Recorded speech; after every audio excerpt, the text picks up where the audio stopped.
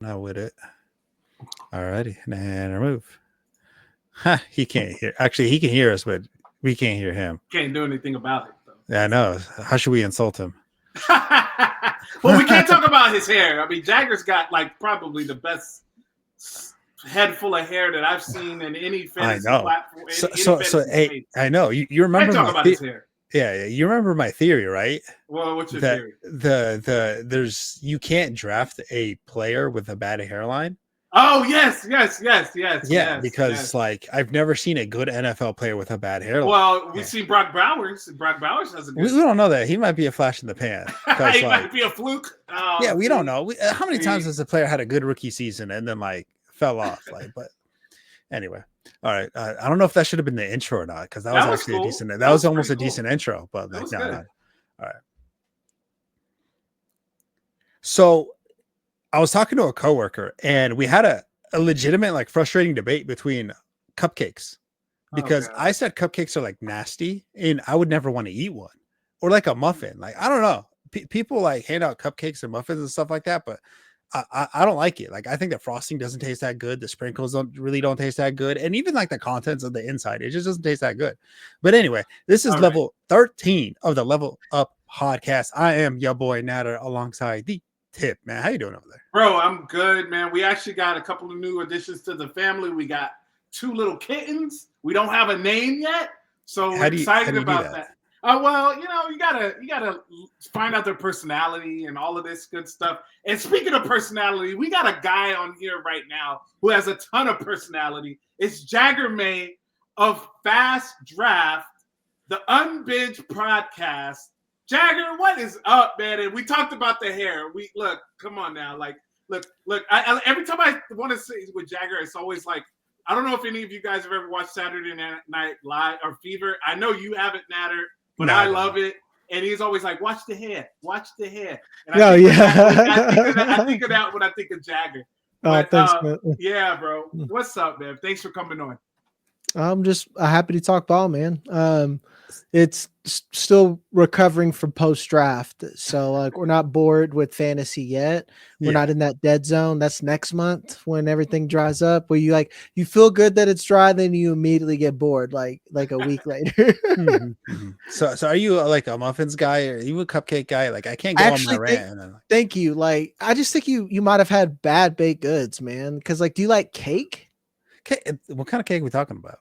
That's my point is what you made is cupcakes are just miniature cakes. So like if you've had a bad cupcake, they just can't make a cake either. Same thing with muffins. Like muffins are just a dense bread. So maybe like the shape is doing something for you, just a sweet bread or something like that. So if you've had something that's dry or bad, and when you mentioned sprinkles, I was like, yeah, he's had some bad cupcakes, man. It's like some store-bought garbage. Cause like sprinkles are for children and the trash can, and that's it. but Tipp, like I don't know, man. I feel like it's just a ball of sugar. Yeah, I mean it is, but like you eat everything in moderation. Like I'm a 5 to 6 days in a week gym guy, but like that's why I go to the gym so I can eat cupcakes, and good ones. Yeah. That's fair. So do you bake them yourself or do you get some that are baked or do you have a specific spot? Wait, Nader, Jagger's always posting food. Yeah, I was supposed to. Okay. Yeah, I was like, I make most of my stuff like cheesecake, like I make high protein replacement. Like some of the stuff I make, I would never bring to a party because it's not as good because it's a healthy version. But I can make good versions of like pretty much like especially at a cupcake. If you can make a cupcake, you're trash. Like you're just not good at baking. I'm sorry, but like I just think you're just not very good, and I'm sorry. So Nader, so this is the thing. When you meet Jagger will bring you some cupcakes, and I'll bring you some store-bought cupcakes. And okay, you can be the I could taste the difference. Yeah, and to be fair, some store-bought are good. It's all about the icing too. Like if you have if you just have like the trash kind of like Betty Crocker vanilla on there that like some people like, that's just not for me. But if you have that cream cheese stuff, that's delicious. So okay, well, you know what? let's move on from my unhealthy cupcake potential edition, because we could talk about a lot of things, like how Tipp hasn't named his cat yet, and honestly, like I have a couple ideas. Oh, two of them. Like one, since he is a Raiders fan, you can call one of them Felony, and the other one 3-11 or 3-15, because he names one 3-11. Yeah, wow, that's probably going to be the record. You can talk about that. Wow, you can name the other one tanking, because that's what they always do. I don't know, like Jagger, how do you feel about those names? That's cold. Actually, I'm kind of in on the Raiders. I'm not gonna lie. This year, like I bought into what Pete Carroll has done here. Like they probably still need some like receiving help, but like Jack Besh is someone that I'm picking up a lot of. So look, Nader, you can keep talking all you want. I'm still down to take the bet. I think the Raiders win more games than the 49ers. But then I saw the 49ers. But then I saw the 49ers schedule, and I was like, oh, maybe not. Like, I mean, they got one of the easiest schedules in the league. That's what happens when you tank. Well, I get it. So, I mean, we'll talk further about that. But we got to talk about the situation that happened this morning. I mean, I woke up to it. I'm pretty sure all of you guys woke up to it. Maybe not you, Nader, but we woke up this morning. No, I woke up to it. And George Pickens was on the Cowboys. They were finalizing the deal. We got to talk a little bit about this. So, Jagger, we'll get it started with you. Just give us a statement or a takeaway, what you think about that. This is a great move for fantasy all around. Yeah. This is a competent move for the Cowboys. I know I kind of poo-pooed on them for trading for Mingo. That doesn't mean you just stop trading for wide receivers. You should get a new one and just kind of move on from Mingo. But it is the most competent move that they've made. And to be honest, their backfield, I like a lot of their pieces they've had. The real thing, the real head scratcher is like the Steelers, ooh, baby, what is you doing? Like, it's wild. You go and trade DK, and I was just like, all right, I guess you have two receivers that kind of do the same thing, whatever, they're going to get Aaron Rodgers. That sounds good. Aaron Rodgers basically said no thanks. And I've gotten a lot of crap because I've said I like Justin Fields. And they're like, well, the Steelers didn't even want him. No, the Steelers offered him the exact same contract, a 2-year, $30 million guaranteed that the Jets did. And Justin Fields said, deuces, I'd rather be a Jet. Say that out loud. When someone looks at your team crazy. And says, I would rather be a Jet and go there, and he says they loved me there, it's pretty telling, man. Like, the Steelers are not in a great place. Mike Tomlin seems to be toast. I'm a Patriots fan. The Steelers are where the Patriots were after Brady left, where we're like Bill Belichick will figure it out, and then we're like, I think Bill Belichick's cooked. I think that's where Tomlin's at. God damn, that was harsh to hear, especially when you said Fields would rather be a Jet than a because I mean, like, when you think about it, it's like, God, the Jets are already embarrassing in itself, and he really chose. I think it was because like the Steelers didn't really want him to be as a starter there, so like he actually had. You would offer him $30 million guaranteed to not be a starter. That was them saying, we're sorry that we benched you for Russell Wilson and made it awkward and we couldn't go back, even though we really can because we make these decisions. Like, it was just poorly handled. He's not good. Justin Fields? Yeah, he's terrible. He won. He had a winning record for them in an Arthur Smith offense with that mediocre offensive line and only George Pickens, who we all know is a wide receiver too. So you go from Chicago, that was a dog shit team. And then you tell me that Chicago was a good team when they even improved and then got Caleb, and Caleb Williams still played like shit. You can still say, oh, well, Justin Fields was bad. Then he goes to the Steelers, plays well, and then he gets pulled for Russell Wilson, who plays bad. And you're like, wow, if they had a guy who could move back there, maybe something could happen. But no, they don't bring him in. And then you go to the Jets. Aaron Glenn brings himself a boy from the Lions, says, hey, can you cook up that same shit you get here? They draft offensive line. They get Mason Taylor. Mind you, Garrett Wilson and Justin Fields were on the same team, which does matter a little bit. Then you got Breece Hall. It doesn't sound all that bad over there at New York. I mean, Aaron Glenn seems to come in and wants to bring that same Lions mindset. I'm not saying he's Dan Campbell, but they've been drinking that same coffee, man. You see that shit in their teeth? they're just jacked and ready to bring a winning mindset.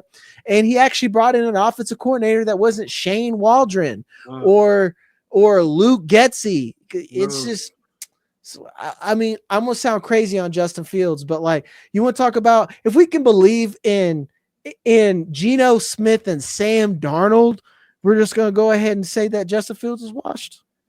I mean, the teams that he did beat last year weren't exactly great. I mean, one of them was the Raiders, embarrassing.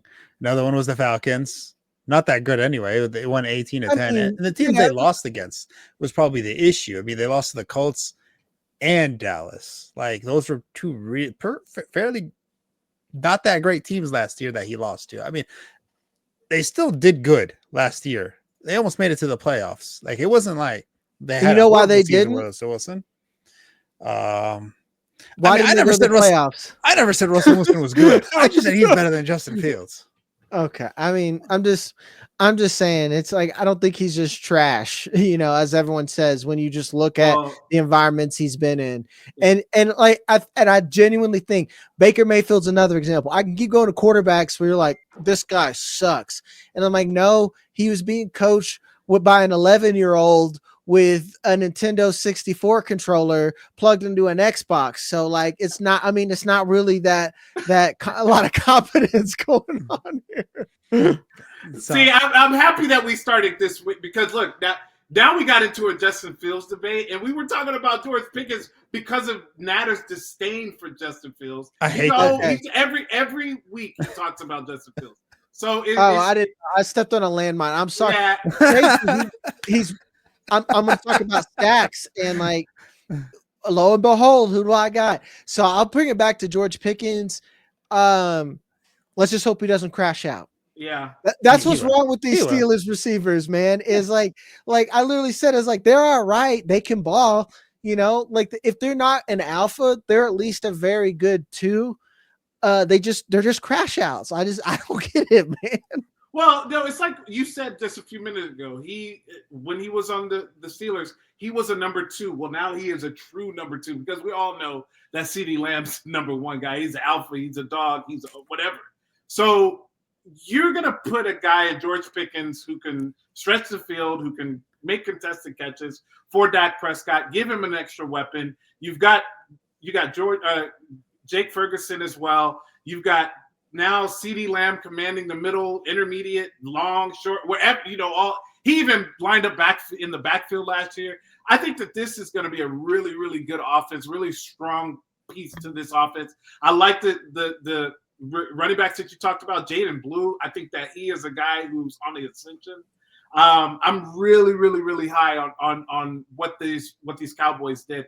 I think that you also can look at what the Steelers did too. And yeah, it's a head scratcher, right? Because you're like, where are all the pieces going? What are they going to do? But then you always figure it out. They're always in the mix. They always have a good defense. They always got this. When is it going to be the time that this happened? Right now. Because we were saying the same thing last year, Jagger. I think they're finally tanking because they're done playing in the middle of the road. Yeah. It's just what happened is they fucked up. Yeah. They fucked up, man. 100%. Like they thought I can get Justin Fields, but he dipped out. Aaron Rodgers came in here and Aaron Rodgers was like, they're like, hey dude, do you want to be a Steeler? And then he texted him back, who all over there? Yeah, he's like, who all over there? And then just kind of ghosted them and never came back. So then you go to the draft and they're like, well, Shadur Sanders is apparently the biggest little asshole to ever walk in the world. Maybe we'll get him in the 5th round or something like that. Then the Browns get him. And then you're sitting there like, okay, I guess we're going to have Will Howard and Mason Rudolph, but we got these 2 wide receivers. So what are you going to do? You're going to try to cash in, and you're playing for Drew Allar, Garrett Nussmeier, maybe Arch Manning if he comes out, whatever. That's where we're at this point. So that's rough. It is rough. It is rough. And what else is rough is the fact that what Nader? What? I don't know. What? Sorry, I thought you were going in a different direction with that. I thought you were making a specific joke with that one. No, wow. no, not this time around, Nader. But what we're all going to start talking about is best ball. We're going to start talking about it. You know, best ball is right in the mix right now. We're going to talk about best ball mavens, Jagger and myself, and then Nader, give us some feedback on what you think. So, Jagger, we're going to start with you. These are going to be the 3 players that we're looking at for best ball to draft this season coming up. Jagger, who do you have? You want me to give you one at a time or just all 3? We could do all 3. You scoop it up with all 3. In between, Nader's going to give us some feedback. So before we start, sorry. Before we start for this one, can you explain best ball? Just in case like people don't necessarily know what it is. You don't have to set lineups, and it literally plays your best starters.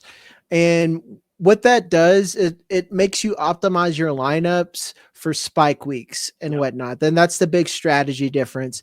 And by spike weeks, that means like stacking and getting players from the same team on there. That's what's really going to help you.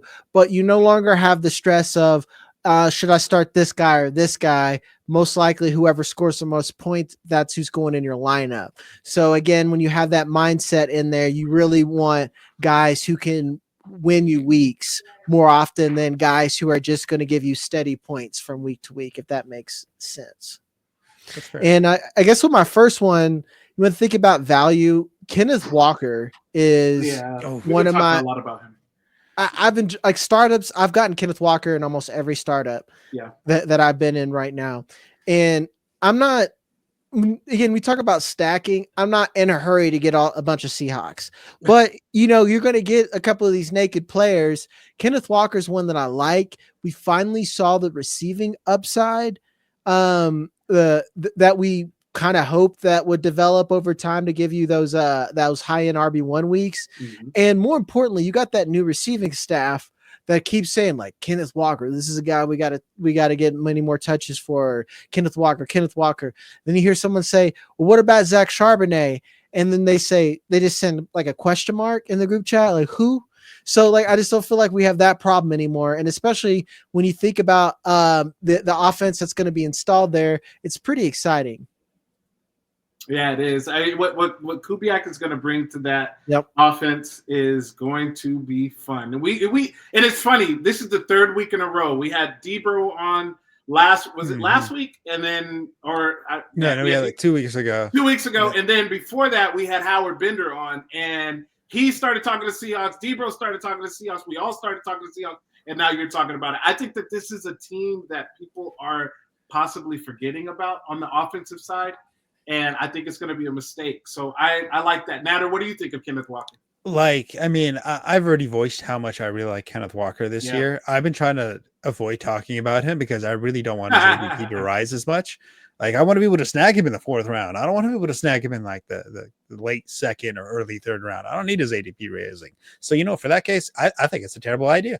I think you should just not draft him. I think Zach Charbonnet is the guy. I think, you know what? I don't even know who Kenneth Walker is. Never heard of her. Oh, Kenny McIntosh you're talking about too. You gotta get rid of that. Oh, right. That'll happen. Right. All right, Jack. Who else you got? My next one, I guess to give you a rookie and I know a lot of people are going to be talking about Ashton Genty or whatnot, or Amarian Hampton. I think Trevion Henderson is the RB2 of this rookie class. And you want to talk about most targets to running backs in an offense. It is any offense that has been ran by Josh McDaniels. I'm a lifelong Patriots fan. I've watched every iteration of this offense since 2007. And I see Trevion Henderson playing an expanded James White role. If you were playing fantasy back then, you knew that James White was the running back to own in most cases. But the difference between Henderson and White is, one, Henderson has a lot more juice, and 2, he's a lot better runner than James White was. So he's an excellent pass blocker, everything that you want as a Patriots player. So he's someone that even when you talk about stacking, I like. If I want to get a high-end stack, and especially like best ball or super flex, whatever you got going over there, and you want to get like 2 different stacks, I would pair the Patriots roster with like a high end stack that you could get of like whatever Lamar Jackson is, because I feel like all these pieces are gettable, and Henderson is a very gettable piece that you're going to want on your roster. Wow, we talked about James White on here, Nader. James White. I mean, look. So Jagger's right about that. In this situation with James White or Travion Henderson, in this case, he's right. He's a better runner. He can run in between the tackles a little bit better than James White can. He can catch the ball. This is skies up for me. I still have it, Genty, Hampton, and then Henderson. But I can make a strong case because he's going to catch the ball. He's going to get a lot of targets and a lot of opportunity in the passing game. Nader, what do you think? First, like Mr. Jagger, are you worried about Stevenson and Gibson at all? Like, what kind Antonio Gibson's not real. We need to give that up. He's had every opportunity to be something, and he just ain't it. Ramondre Stevenson literally fumbled the bag. And I think we're at the point now with this roster is like, well, they paid Ramondre. All those that coaching staff that wanted him paid, Elliot Wolf is the only one that's there. Yeah. And I keep saying on every pod, when you get a new coaching staff, tabula rasa, that means clean slate, so like Ramondre. What language is that? Latin. Okay. So like realistically, Ramondre's hoping he's getting LeGarrette Blount touches. He's getting, but a lot of what was tied into Ramondre's role was that receiving upside. He was getting, 6 or 7 little dump offs that were turning it into something. I don't think that happens anymore. Do I think he may steal something on the goal line? Actually, yeah, with him and Drake May. But I think that receiving upside and the explosiveness with Travion Henderson is just too tantalizing, and that upside matters a lot more because, as we know, touchdowns aren't as sticky as receiving upside is. Yep. So, if it's like a dynasty, I know this is completely a little bit off topic, but like a dynasty or like a redraft, when would you take these type of players? Like, for example, Henderson. This is what I do, as I'm here to say this right now. And thank God, like, this isn't live, this is a recording, but I'm about to be on the clock in the 3rd round right now, buddy. Like if Travion Henderson is at the tail end, I'm taking him as my first running back. Right now, a lot of these quarterbacks are falling a little bit. I can feel, especially in Superflex, so like I just took Jaden Daniels 101, took Ladd McConkey in the 2nd round, 3rd round reversal. I'm waiting to get on the clock right now. I'm hoping to get Travion Henderson. If he's not there, I'm getting Quinshon Judkins or something like that on my roster right then. And having one of these young running backs early, and I have that anchor RB1 that even if he doesn't pop for me in Dynasty right away, I know that future is bright for him. In RB2, I'll kind of look and fade and look in the scraps, see if Chuba Hubbard falls for me. He's not as hot anymore. Not all these rookies are in here and whatnot. So that's kind of how I'm playing it. And if I don't get Henderson, I just wait and get Caleb Johnson later. Cause it's like, especially in startups, Caleb Johnson's way down here in comparison to where Henderson is.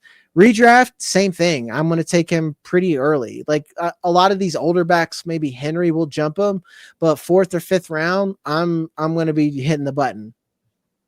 Fair enough. All righty. Well, what about the 3rd guy? 3rd guy here. This one is kind of, I would say it's kind of gross, but I wanted to give like an actual sleeper of someone that you might want to target that late, and that's Jalen Noel. And that's just, we're talking about best ball. I think that Jalen Noel is the rookie to own over Jaden Higgins here. And when you think about CJ Stroud, getting Nico Collins might be hard. Getting CJ Stroud might be easier, and getting his later stacks might be a little bit more efficient than trying to get Nico Collins and reach for Stroud later or however it falls there. The reason why I say no, you can get him incredibly late right now. And I see where his role fits a lot easier than I see Jaden Higgins, where you saw what Nico Collins did downfield.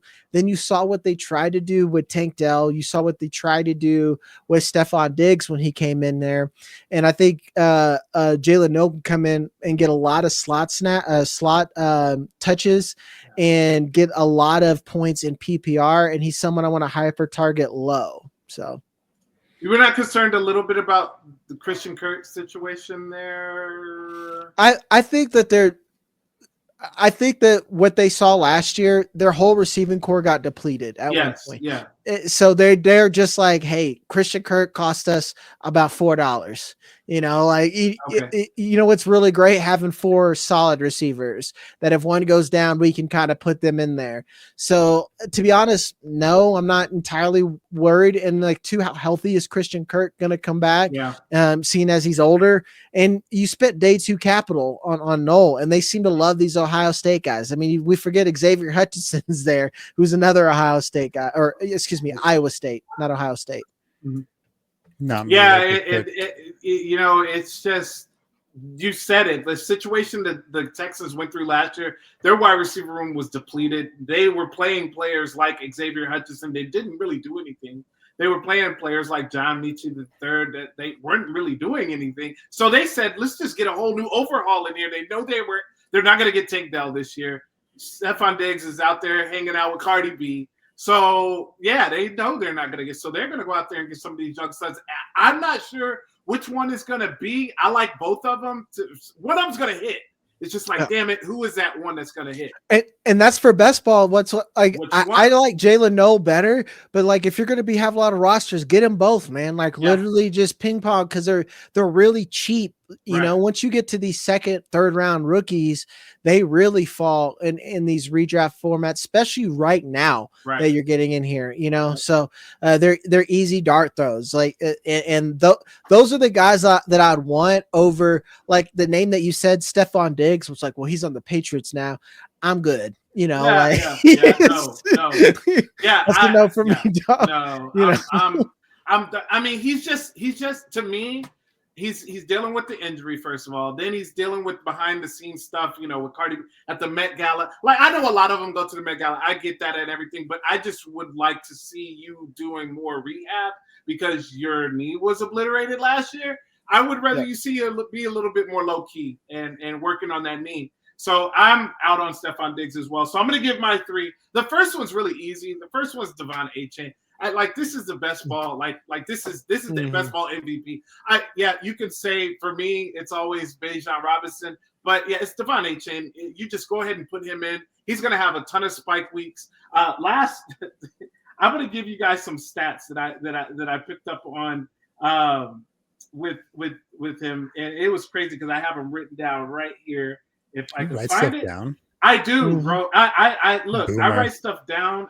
Because I have to because of how old I'm getting now. But so last year he had 8 games where he finished with 20 or more points. I think he gets that to 10 this year. I think he can double. I think he can get to double-digit games where he gives you those spike weeks that you're looking for, 15-plus points. This kid here, they're going to dump off passes. Or they're talking about putting him in the wide receiver slot position role somewhere in there.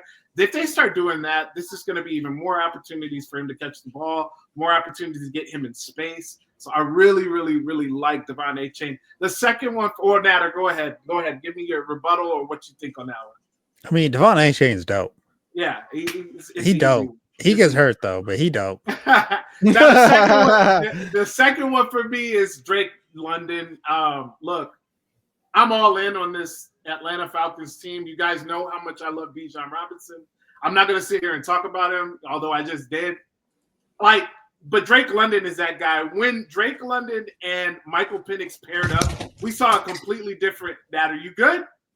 We saw completely okay. We saw a completely different team. We saw a completely different offense. We saw Drake London at the end of the season last year, 10 catches, 10 targets, 187 yards, 2 touchdowns. That was when they started to click, like really, really, really click. But even before then, he was averaging 19.5 points a game. It was Drake London with Michael Penix. So I just think that this is going to be a match made in heaven. I think that they have been working on their chemistry throughout the offseason. Once we get into the season, they should be in mid-season shape and form with that connection. And I think the sky's the limit for this offense. I love Drake London. Say Drake. I hear you like him young. Hey. Yeah, that was I'm happy you said it. I was like telling myself, don't say it. The whole time I was like, keep it together. Hold your composure. No, I don't hold my composure. I don't know what that is. Yeah, I don't know, Jagger. What do you think about that one? I mean, I like all the Falcons at cost. I'm gonna whisper this. I even like Kyle Pitts at cost now because especially with the right now he's cheap. You're getting him for like tight end 2 money now. You're not getting him as your top tight end, and you think about that upside there. I'm willing to make that bet. As far as Drake London, he's one of the cheapest high end wide receiver ones that we've seen in multiple offenses. He's a certified target getter. You would talk about a dude who just gets buckets. That's what Drake London is. And right now, I don't think he's even been drafted in the startup that I'm in. So, especially when you consider a lot of people want to make up reasons not to like him, I don't know what it is about some of these big guys who do nothing but catch touchdowns and shit like that. Where it's like, well, he's too slow. So I've decided that he sucks this year. And then we're like, wow, this big guy is actually really good. I feel like that's what it is with Drake London. Yeah. I mean, he is a big target receiver. That's a great red zone threat. Now, that being said, so is Bijan. He's a great player for a red zone threat. I don't know. The problem is that's a different kind of red zone threat, though. Bijan's going to get his. He's trash. Well, no, but with Drake London, it's way different with him because he can get those 50-50 balls. He's a possession guy, especially in the red zone. I think that it's going to be a little different for him. I think Bijan eats. I think Drake London eats. I'm not ready to say Kyle Pitts just yet, but I do see a situation where people just forget about him and he sneakily scored 6 touchdowns this year. And you're like, well, where the hell did that come from? Because everybody's focusing on these other players. So exactly. Jagger, you said at a cost, but what is the proper cost, say, in a redraft league for Drake London? I mean, he's probably going to be, let me just narrow this down to wide receivers. I got a list here. It's probably just going to be, I'm going to take him early and before. I'm a big wide receiver early guy. I would take him probably second or third round, depending on how the wide receivers fall. I know Amon-Ra St. Brown's fallen. Puka, I'm going to take him early and often. Malik Neighbors has pushed him down. There's no reason why you can't get out of any draft, whether it's super flex or 1 QB, without Drake London, who has wide receiver 1 upside from week to week out of the first 3 rounds. That's where I'm at. Am I going to take him round 1? No, because you got those running backs in one QB or super flex. But round 2 or 3, actually 3 or 4, if you really think, I got running backs in here now. It's easy to take him. Really, you could get, especially in 1 QB, 2 buff running backs right away, depending where you're at right now.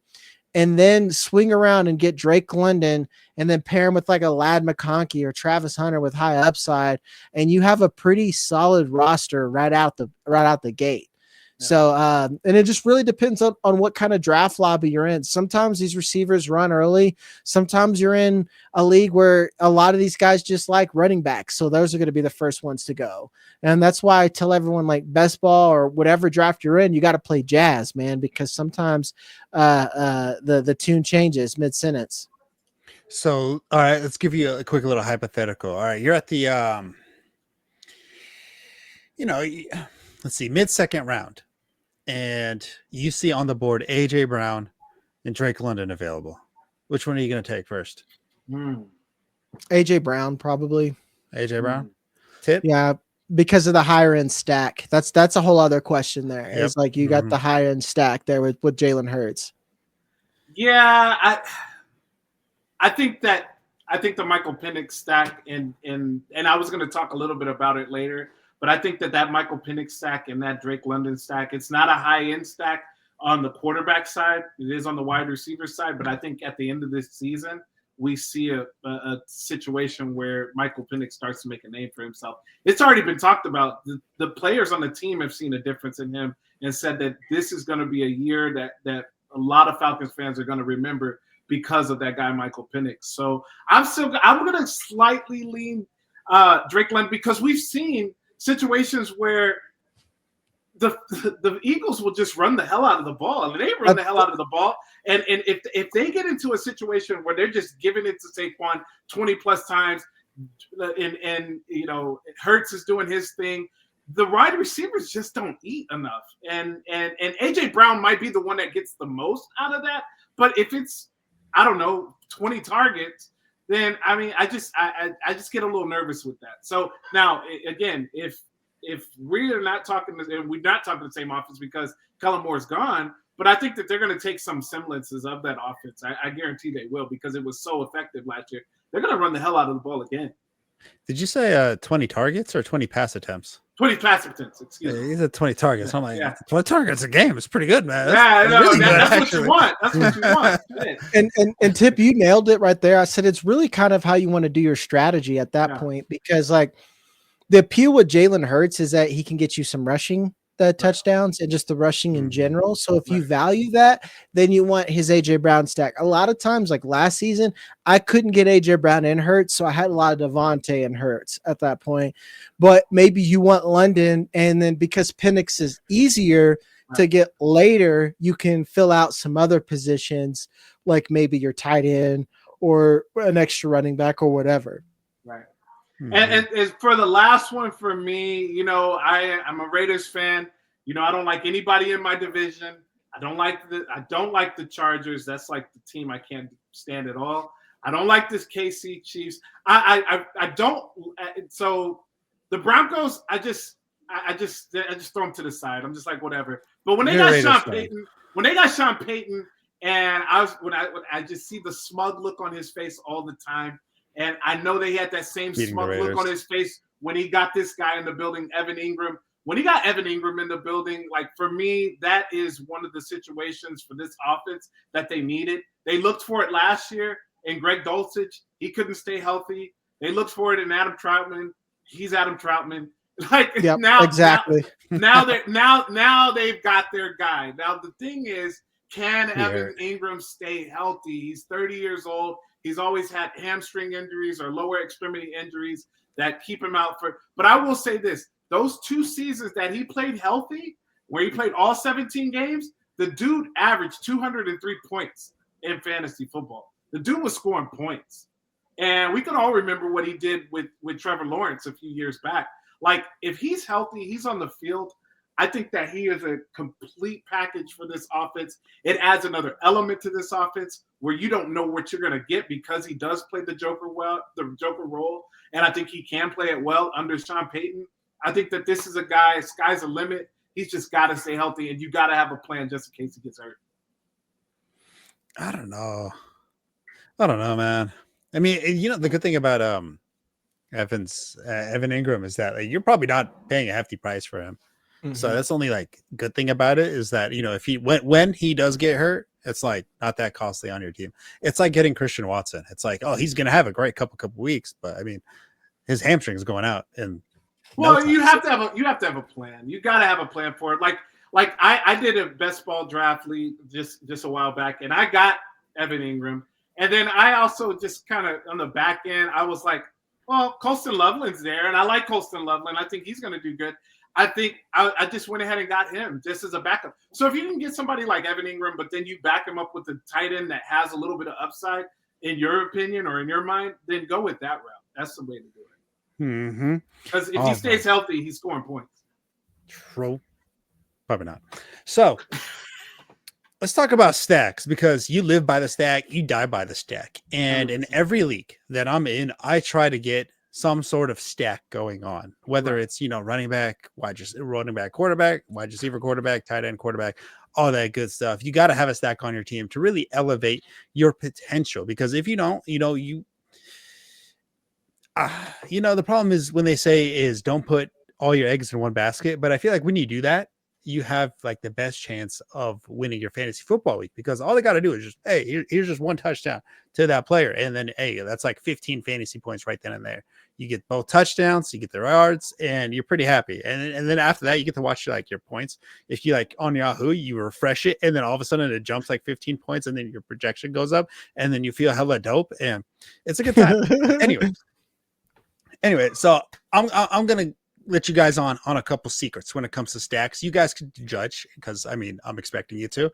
And unfortunately, we kind of talked about this one a little earlier, and you guys kind of disagreed with it and said it wasn't that great of a stack. But I'm gonna say it anyway, and it's gonna be CJ Stroud and Nico Collins, because I think, you know what, they're gonna get their offensive line a little bit figured out scheme wise. I think they're really going to start dialing up those intermediate routes, because who else is going to run on that team? And I think Nico Collins is just that dude. I think, you know what, he played at like a top 5 level last year. I think he's going to be top 3, and he ain't going to be number 2. Sorry, the joke. He ain't going to be 3. Sorry, I missaid that one. But they're both not going to be incredibly expensive to where, like, actually Nico Collins is pretty expensive, but CJ Stroud isn't that expensive where, you know what, if he doesn't do as good as you hoped, it's not the end of the world. He's replaceable. But Nico Collins, it doesn't matter, because he has standalone value due to just, how elite of a talent he is. You guys could judge me on this one. What do you guys think? I'm with you. Like all the things. My only argument was that, like you said, Nico's expensive. And sometimes CJ Stroud is expensive. Mm-hmm. Like sometimes you got to reach for him. But I have no rebuttal. Like, I'm sorry to disappoint you. I'm like, yeah, okay. Right. I'm a fuck with you. So yeah, Jagger's right. Why wouldn't you want to go with a stack like that? That is a premium stack that you can get. And I think you're going to pay up for Nico. You're going to pay up for Nico, but I think you can, with the season that CJ Stroud had last year, those casuals out there, they're probably going to be like, nah, I don't want to fuck with him. I'm going to go ahead and go with, one of these other players. So if you do something like that, then you just got to be ready for it, because if it goes off, it goes off. But then again, they've got a few weapons there now. So Nico Collins, I still think he's going to be their primary target, but he may have some less spike weeks, because of that. But we'll see. Nico Collins and him do have a good connection. Yeah. So right now, before I go on the second one, I feel like it's a given. If you spend early capital on a wide receiver, like for example, Jamar Chase, Jefferson, CD, Puka, Amon-Ra, Brian Thomas, anybody. Oh shit, let me cancel that real fast. Any of them, you must pair it with a quarterback. Was it dinner time for you? Your bedtime? What was that? It's my bedtime. Yeah. Oh. I'm about to go sing a lullaby and then read a nighttime story and then go to bed. Yeah. So you must pair him with a quarterback. Yeah. Which is if you have Amon-Ra, you got to get Jared Goff. And the best part is Jared Goff is not expensive. Right. Yeah. Puka Nacua, you got to get the quarterback. CeeDee Lamb, you got to get Dak. Justin Jefferson, and all that stuff. I feel like it is an absolute must. It stops moving at like Tyreek Hill level. You don't have to get like Tua. Actually, you really shouldn't get Tua at that point, in my opinion. But for number 2 on my list, I'm actually going to go with Marvin Harrison Jr. and Kyler Murray.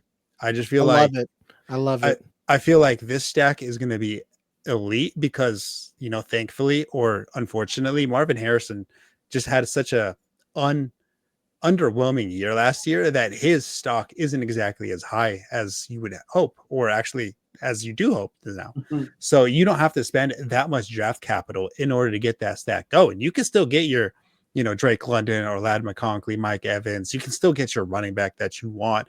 And then after that, start pairing that wide receiver to Kyler, of course, MVJ to Kyler Murray in order to really elevate your fantasy value while still having pieces around you. Like, of course, it's really easy to sit here and say, oh, get AJ Brown and Jalen Hurts, and that's an elite stack. Now, while that might be true, like how much draft capital do you have to spend in order to get that happen? Way too much, in my opinion, to make it a viable option. And if they don't perform one week, then you automatically lost that week. With something like Kyler Murray and Marvin Harrison Jr., like if they don't necessarily perform to your standard, you still have a chance to win that week because they weren't as expensive as a stack. And not only were they not that expensive as a stack, you can still move on from them. If, like, for example, Kyler Murray just has his 8 elite weeks and then the next Call of Duty comes out, and of course, you know, he dips in production as he always will, you can still replace him as always. Yeah, I'm way in on Kyler Murray and Marvin Harrison Jr. I think that the narrative around Marvin Harrison Jr. is just like out of hand, you know, where people don't even want him anymore. Yeah. Where Travis Hunter has even jumped him, and I love Travis Hunter, but I think that might be getting a little bit ahead of ourselves, considering that Brian Thomas Jr. is still there, and we still have to bet on Trevor Lawrence making a leap too. And a lot of people's like, well, Kyler Murray sucked. Honestly, the only negative that I have against this team is the offensive coordinator. Like, I hope Drew Petzing does a little bit more to get creative, to move Marvin Harrison around to where he's not just playing sacrificial X, because that was the major problem. Like, he was catching touchdowns, he was making plays, he was flashing a lot of the things that we saw. They just weren't being creative where they had him along the line of scrimmage. And because he didn't break a rookie record like Puka Nacua, we think he's garbage now. I mean, he had almost 900 receiving yards. It was like 890 with 8 touchdowns. Like, that's a really good, successful rookie year. It's not bad at any metric. It's just the unfortunate part is his ADP last year was 2nd round, which, I mean, if you're drafting him that early, it's still an underwhelming year. But I wouldn't say it was an unsuccessful year, just a little bit underwhelming. Tipp, what do you think? I'm still kind of torn on that. I think that for me, I was all in on Kyler Murray last year. I was all in on the whole offense, Trey McBride. Marvin Harrison Jr. I didn't think that he was going to be better than Neighbors, but I was still all over it. Really on Kyler Murray, I thought that he was going to have a hell of a year, and he just disappointed me week after week after week. And I just don't know what it is that he couldn't get it together. Was it the video game thing? I mean, possibly, but I don't look at it like that, man. I look at this dude's a professional. And I keep listening to Greg Kellogg, and it keeps coming in my head. And he says he's just too small, and he's always gets hurt. And he stayed healthy, but he is small. And he's not fun to watch. I like when quarterbacks are scrambling around. It's with him. He's exuding so much energy when he does it. It's like he runs out of energy towards the end of the game. To me, it looks like. So I don't know. I'm really leery about Kyler Murray. There's other quarterbacks I want out there, like Bo Nix. I would prefer him. I would prefer, obviously, Jalen Hurts. I'm just talking about guys who could possibly be runners. I'm being very leery about him right now, man. It could change. I need to see some more tape, some more film, maybe see what Jagger talked about, Drew Petzing. I want to see an aggressive coordinator. I want to see, when you're on offense, I want you to be aggressive as hell. And I want you to be creative. I want you to be creative. You're right. Like don't do the same thing. Like, for me, the Miami Dolphins, they do the same thing every single. Like, get more creative. That's why I think of him having Devon A-Chain in there. That's a little bit of creativity. You're putting him in other spots on the field. And for me, Doug Peterson was a guy who I thought was a creative play caller when he was in Philadelphia. Who calls a Philly special in the Super Bowl? That is aggressive. That is creativity. And I'm going to go to the Jacksonville Jaguars because I made fun of Liam Cohen. I've called him Willy Wonka. You can say the Duval thing, all that stuff. Look, I think the guy is an aggressive, creative play caller, and I think he's going to do worlds for this offense. And I think he's going to do worlds for Trevor Lawrence. I think he's going to do worlds for Brian Thomas Jr. And that's my stack that I'm going with first. I think that if you have those two guys, you look at a situation where you have an aggressive play caller. They just got Travis Hunter. I mean, come on, like you stole mine, dog. That was going to be the one I was going to tell. You can keep it. I'm just going to agree. Go. Like this is it. This This is it for Trevor Lawrence, and this is it, man. Like I think that if Trevor Lawrence can't get it done this year, guys, this is probably the last we're going to see of Trevor Lawrence starting for the Jaguars. It may be in the NFL. Because he trash. But I think it's going to work this time. I called it last year. I thought it was going to work, and I was off. Mm-hmm. I think it's going to work this time, dude, because look at what Liam Cohen is. To be fair, last year he was playing all right, and then he got injured. And then, like you said, Doug Peterson just kind of shit the bed towards the tail end of it because Mac Jones went out there and cooked. Now, like none of you guys are going to tell me that Mac Jones is better than Trevor Lawrence. Are you there, Nader? Hell no. Okay, that's what I'm saying. He got hurt. He got hurt, and like maybe he's not Peyton Manning that we all thought, but he's definitely a starter. And a lot of people underrate starting quarterbacks, like Dallas, for instance, and they're like, Dak sucks. I'm like, man, look at some of these other teams without a quarterback, and then go look at Dak, and you better give him a hug. You know, could look real shitty over you. Look at the Steelers right now. Go look at that team, and you tell me they wouldn't take Dak Prescott right now. They would take fictional quarterbacks at this point, you know. But I love the stack. Another thing you're not talking about either, all the running backs are free. On this team. All of them are. Like Basham Tutin's probably who you want. Tank Bigsby's free. ETN's free. And Trevor Lawrence, for like, if you get two high-end wide receivers, getting the quarterback is free considering the cost. It's pretty easy. So I just don't like Trevor Lawrence. I don't know. The problem is what you said is that a lot of teams wouldn't mind having Dak Prescott. You're not wrong. It's just no team wants the highest paid quarterback, and it ends up being Dak Prescott. I feel like if you're going to pay a quarterback $60 million, you're like, all right, come on, man, give me Josh Allen. All right, give me Patrick Mahomes. Oh, give me, I don't know, Joe Burrow. It's like, oh, but you got Dak Prescott. No, it's not it. Like that's the thing. It's like Trevor Lawrence and Dak Prescott on talent wise, they're probably the same. If anything, you might rate Trevor a little bit more, but the difference is Dak gets paid so much more. It's not like so much more, but he gets paid more than Trevor Lawrence to make it. It's like, oh, the value is there for Trevor Lawrence wise. If that makes sense. Mm-hmm. All right, now, all right. So Jagger, since I stole yours, you go ahead and take this one, and then we'll come back to me. I won't spend too much time on it because it's Garrett Wilson and Justin Fields. Garrett Wilson has been a target getter, well, no matter who's quarterback. If Justin Fields sucks, wait till I tell you about Zach Wilson. You know, he's my favorite. I love that kid. What? How could you say you hate Trevor Lawrence? You're like, I love Zach Wilson because he crushing moms or something. Dude, come on, like what more do you like? The MILF Hunter. That's all the reason.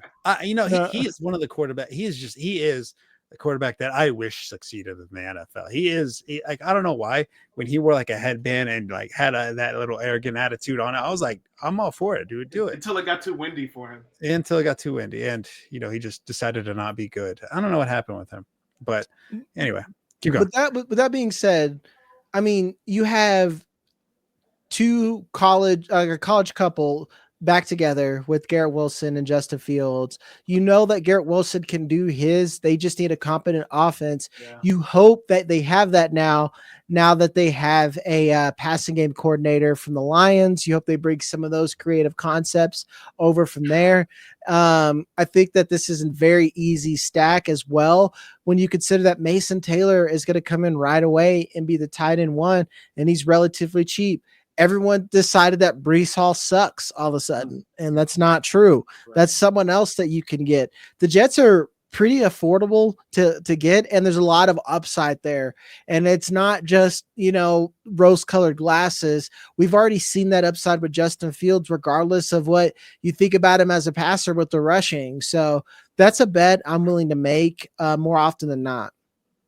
So when does Justin Fields become Josh Rosen 2.0, where it's like it's always this situation? Josh Rosen never started two games, did he? How many games did Josh Rosen start? I mean, he started the whole year for the Cardinals that one year. He even beat the Niners a couple times. That's not real. I don't remember that. Exactly. So it's like when does he get labeled Josh Rosen? Where it's like it's always a After situation. It was always a bad after this year. Because after this year, when he gets released or the Jets drafted #1 overall next year, like it's always gonna be like, oh, he was on the Jets. Like come on, it's the Jets. Like they're never good. They're not a competent organization. Well, like, it's I don't know. People were saying the same thing about the Commanders, and look at what the Commanders did. That's why the Commanders have given teams like the Jets, like the Raiders, like the Patriots hope.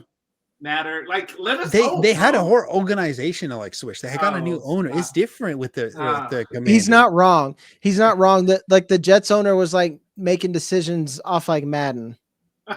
I respect that though.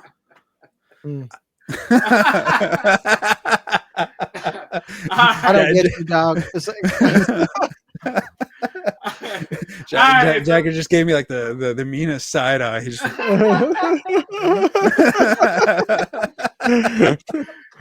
so my second stack, and it's a real quick one because we already talked a little bit about it. It's Bo Nix and Evan Ingram. If I can get that, I am a happy man, because I think that a situation where you have Bo Nix, who I think, first of all, when you're stacking, one little tidbit that I like to say that I would do is I definitely go after the running quarterback, because that's going to give you just that extra element. You know, if you got a guy pocket passer statue back there, you're missing that element of rushing. So why not go with the guy? So I think Bo Nix is one of those guys who can easily get you 400 plus rushing yards, get you 30 touchdowns. Now maybe even more with Evan Ingram. Evan Ingram, again, he has to stay healthy in this one. Otherwise, go ahead and stack him with Courtland Sutton too. But I think that if he stays healthy, sky's the limit for Evan Ingram this year as well. I think he's motivated to stay healthy. He wants to get another possible contract if he can. So I think that this is going to be a situation that's going to be match made in heaven. So that's my second stack. How are you motivated to stay healthy? It's either like you can be motivated to stay healthy. I'm motivated to smash like Sidney Sweeney, but like you can do that. How's that gonna change anything? I don't know, Nader. I don't know about the Sidney Sweeney thing, but you can motivate. You eat healthy, you exercise the right way, you do the right proper training, right proper recovery. Like sometimes those are different. Those different things that those professionals do that help them stay a little bit more healthy. And in a year where you possibly when he signed a 1-year contract, like you want to get more money, so he wants to maybe resign with the team. Like he wants to get a situation where he is. So I believe he is motivated. Jagger, help me out here. That's not generally the narrative I always try to go after. So, but I get it. I guess. It's not one that I love, but yeah, that's all I'll say on that. It's like I have nothing to hate on it, but it's like not exactly spicy. It's not one you're looking for. Yeah. It's not. It's like a little bit like mayonnaise as a condiment. Like it's just fine, It's actually unhealthy for you. Therefore, it's not good. So is that stack unhealthy for you too, then?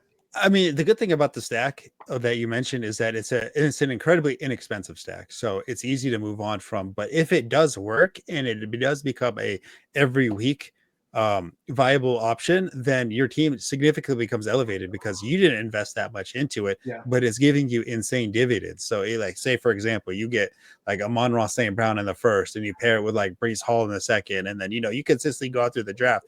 And then I don't even know when what those ADP for like Bo Nix is. It's probably like nothing like 7th, 6th round, and you take him in the 6th round, and then I don't know what Evan Ingram's is, probably like the 7th, 8th round. That's a very inexpensive stack to the point where it's like, oh, that just sends your team skyrocketed through the roof. And I guess I should like it because like all the reasons that you're giving for Bo Nix are it's about to be what I'm about to get for my stack, to be honest, is because you got a quarterback with the rushing floor that hopefully we see, because like a lot of people are talking about Marvin Mims either, especially with them only drafting.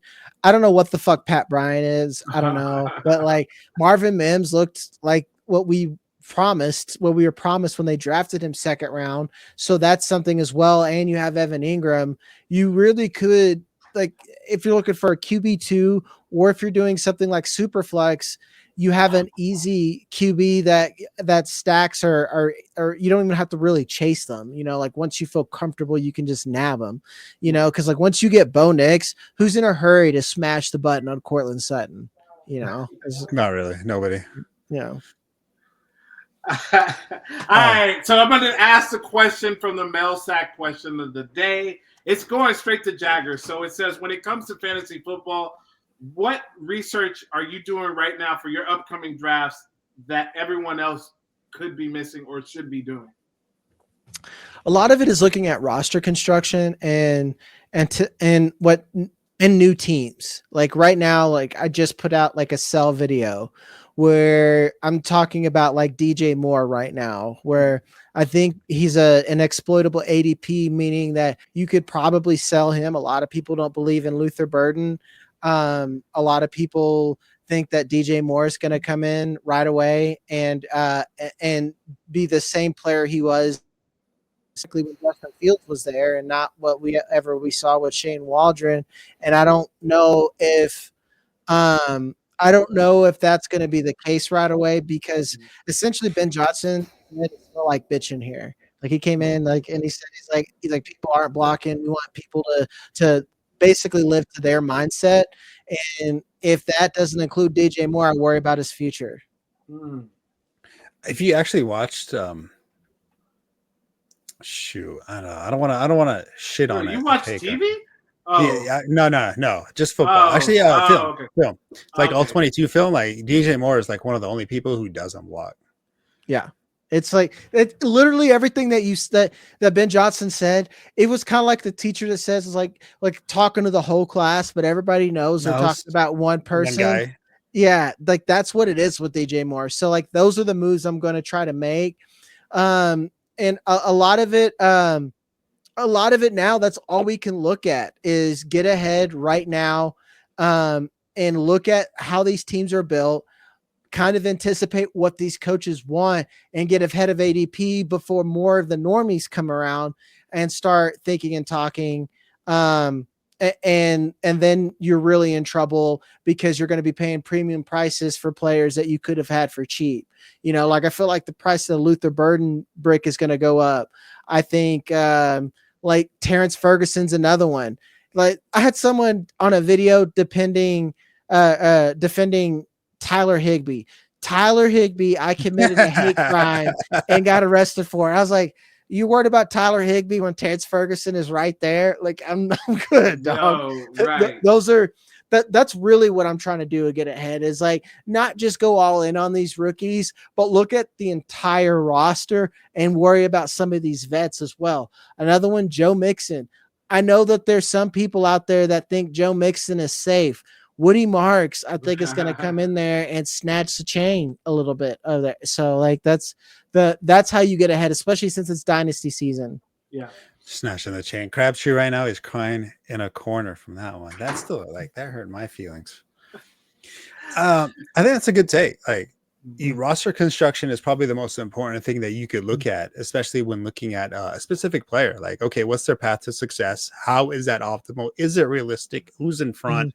Who's behind? And what kind of scheme is that coach running? I mean, like if there's like a specific player, like for example, I talk about it all the time, like the Packers, they specifically pick Golden to fit that scheme. So, he's going to get utilized in that offense, especially if they're, of course, taking that first round overall pick on him. First time that, the franchise has done it in over 20 years. Like they handpicked that guy to fit the scheme. So in my opinion, he's almost like a bust-proof type of player. He's somebody I would go for. Now there's other players like that you mentioned, like the Bears. They drafted, sorry, I don't remember his name off the top of my head, but he might be depth chart buried for a couple of weeks. It might take a minute for him to rise to the top. And something like redraft, can you afford to spend an ADP on somebody that you're kind of anticipating moving up the roster depth as the year goes on? I don't know about that one, but Tipp. Yeah. Oh, sorry. Well, one more point there. It's like another one is like the gamesmanship, because like right now we have dynasty rookie drafts going on. I'm not drafting Tyler Warren, man. Like, cause it's not that I think Tyler Warren sucks. I think the Colts suck. I need to see if Anthony Richardson can figure it out. I know Daniel Jones can't figure it out. What the fuck is a Riley Leonard? Probably not that good. He's just a worse version of the other two quarterbacks that are in front of him. So I'm going to do the Trey McBride thing, and I'm going to let everyone else pay first round picks for Tyler Warren. I'm going to pay seconds and thirds next season when everyone's like, well, Tyler Warren didn't do anything his rookie season, then that's another thing, is like you're planning your next moves for next year. Yep. No, and I love the roster construction. I love new faces and new places, new coordinators and new places. Like all of that is stuff that I'm paying attention right now. You're paying attention of who's on the team and who do you think, if you can look at the target discrepancy for wide receivers, who is the one that's going to be on there? Who has a cohesive chemistry with their quarterback? Who at the end of last season started getting stuff together, started moving things along. The Drake London situation I just told you. Look at his last game, 187 yards, 2 touchdowns. Like that stuff carries over to the next year. And you can look at some of the teams in the playoffs. How did they do? The Washington Commanders. I think that this offense is on the up even more with Deebo Samuel. So like those are things that I'm paying attention to. Obviously paying attention to news, injuries, things like that. But roster construction, like Jagger said, is huge right now. And also knowing what type of philosophies are coming into the building. Like knowing if you know, okay, Liam Cohen, he's aggressive, he's creative, he's going to go in there, he's going to change the offense. As you know, it's not going to happen right away. It might take a few weeks, but you know it's going to come. Same thing with Ben Johnson in Chicago. It might take a few weeks, but it's going to come. So it's just one of those situations you got to look at. Mm-hmm. All right. But now before we close out, you were gonna say something, Nader. Go ahead. Yeah, I got a question. I'm on the clock right now in a dynasty league, a dynasty rookie draft, and I need a wide receiver. So I have the option of Jaden Higgins, Trey Harris, or Jack Beck. Now, I know Tipp, he wants Jack Beck because, of course, he's a Raiders fan. But like, I don't know who to pick between the three. Like, I'm stuck. I would take Besh. I think Trey Harris isn't good. And what was it? What was the third option that you had? Jaden Higgins. I'm not like super into Jaden Higgins, man. Like I'm big into perception. There's a lot of red, dog. A lot of red. I kind of wanted to take Beck just from the get go, but I'm like, he's a Raider. Yeah, like, do it, Nader. Go ahead and do it. How's his hairline? That's important. It's strong, man. It's strong. It's strong. His hairline's good. Hairline. Yeah, okay, like he's. That's all I need. No Brock Bowers deal going on over there. Yeah, he's like he's my my top nomination for White Boy of the Year next year. So. Oh, okay. All right, Tipp, send us off.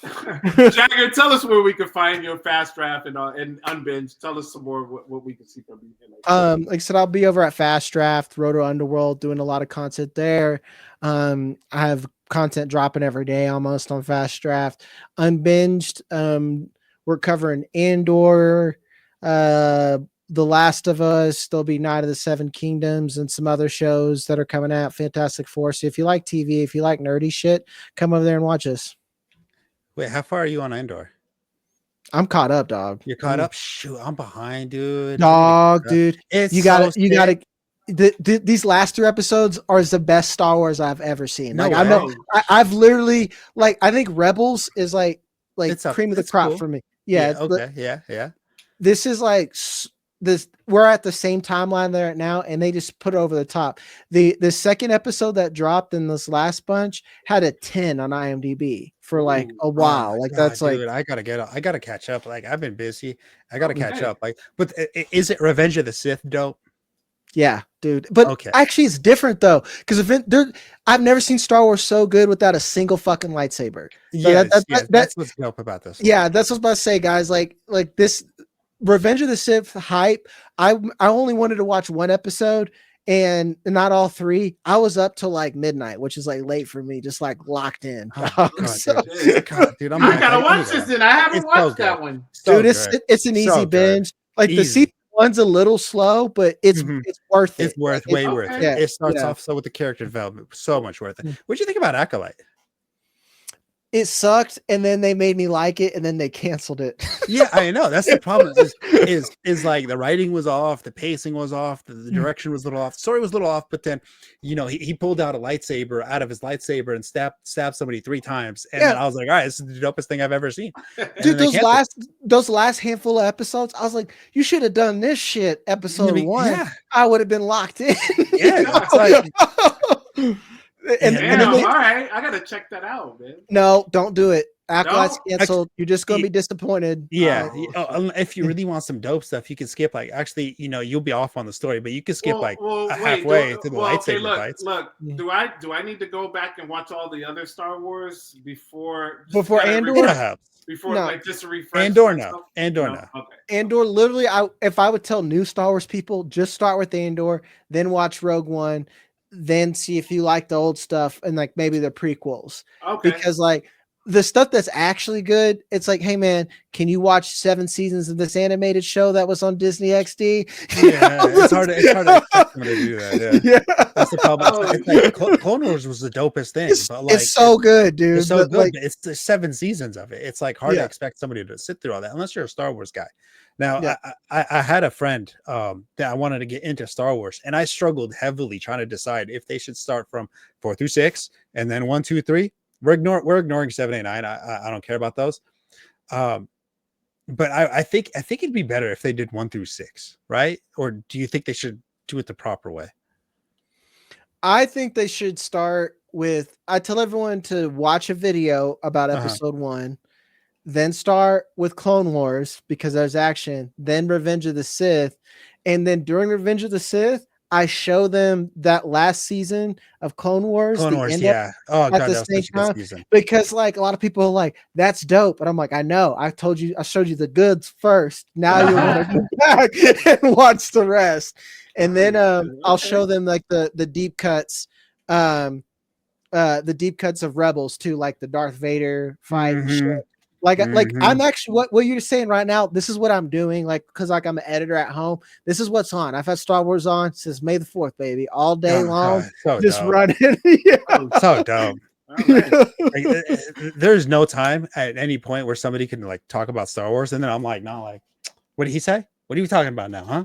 Like, I just want to get like, I'm just waiting for the day for Darth Revan to become a guy. That's it. Yep. That's all I need. You're Nader, I like you. I fuck with you, dog. Star Wars brings people together. Like, I go a long way with you. It does. We can talk for a long time about Star Wars. Yeah, and look, I will be honest with you. I've seen the movies. I've seen all of them, but I'm just not.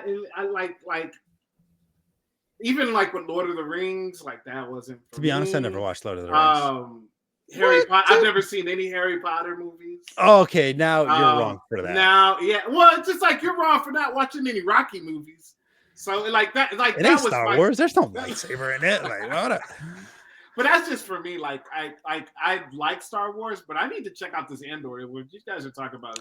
It's so good. Andor is just good. Like it's not just good Star Wars. It's just good. It's just, like my fiance isn't even that into it. It's one of those things. She's like, Star Wars, yeah. And then she's like sitting there standing, and I'm like, you can sit down and watch it. You've been here for 15 minutes.